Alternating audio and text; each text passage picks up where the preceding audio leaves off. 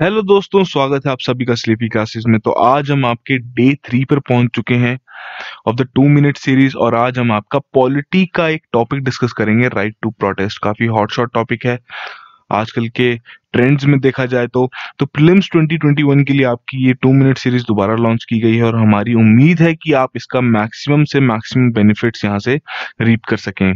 ठीक है जी। तो राइट टू प्रोटेस्ट बात करते हैं इसके बारे में। तो जो हमारी आजादी की लड़ाई है वो आपकी प्रोटेस्ट की बुनियाद पर ही लड़ी गई थी।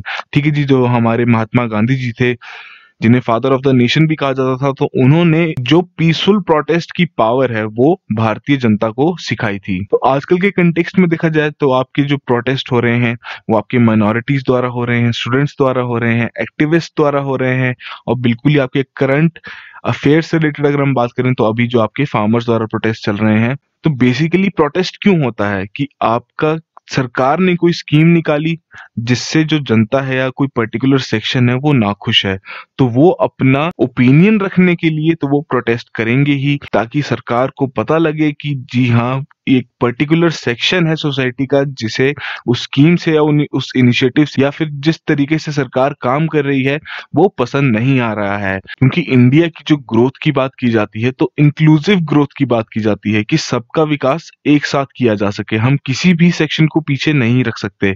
ठीक है जी। तो वहीं पर ही आपके प्रोटेस्ट आते हैं कि जब सरकार की किस तरीके से काम कर रही है उससे नाखुश होती है और वो अपना प्रोटेस्ट के जरिए से अपनी नाखुशी जाहिर करती है। ठीक है जी।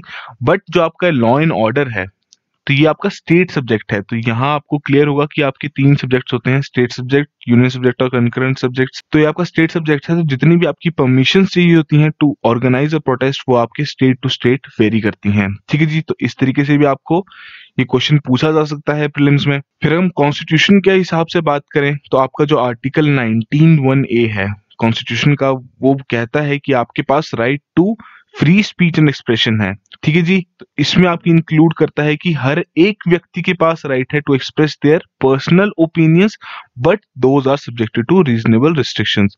रीजनेबल रिस्ट्रिक्शंस के बारे में अभी बात करेंगे। और जो आपका आर्टिकल 19(1)(b है वो कहता है कि आपके पास राइट है to assemble peacefully without arms.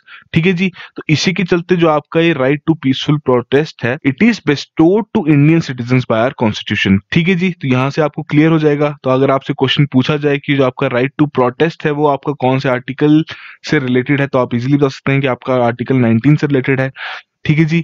फिर हम आप बात करते हैं आपके आर्टिकल 51(a) के बारे में कि उसके चलते एक फंडामेंटल ड्यूटी बनती है हर एक व्यक्ति की कि जो पब्लिक प्रॉपर्टी है उसे वो बचाए, किसी प्रकार की वायलेंस को अवॉइड करे during the protest, and resorting to violence during public protest results in infringement of की फंडामेंटल ड्यूटी ऑफ सिटीजंस। ठीक है जी। तो ये भी आपको पता होना जरूरी है। फिर हम बात करें आर्टिकल 19(2) के बारे में। अब ये इंपॉर्टेंट है आपके लिए, क्यों? क्योंकि ये इम्पोज करता है कुछ reasonable instructions on right to assemble peacefully and without arms and freedom of speech and expression as none of these are absolute in nature। ठीक है जी। क्या है आपके वो रीजनेबल रिस्ट्रिक्शंस कि सपोज जहां पर प्रोटेस्ट हो रहा है उसकी वजह से जो आपकी सिक्योरिटी ऑफ द स्टेट है वो जेपर्डी में है, तो वहां पर आपकी रिस्ट्रिक्शंस लगाई जा सकती हैं। या फिर अगर कोई हमारा फ्रेंडली रिलेशनशिप है एक नेबरिंग कंट्री के साथ, वो स्टेक पर है, तो वहां रिस्ट्रिक्शंस लगाई जा सकती हैं।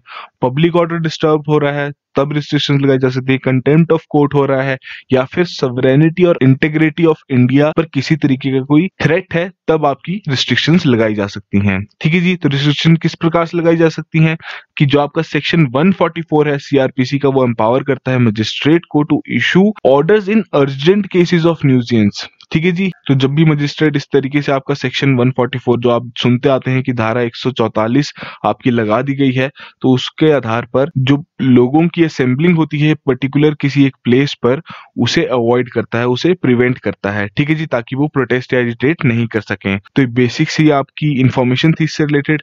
फिर अगर हम बात करें कि आपको कई बार केसेस के तौर पे भी पूछा जा सकता है कि आपका कौन सा केस राइट टू प्रोटेस्ट से रिलेटेड है।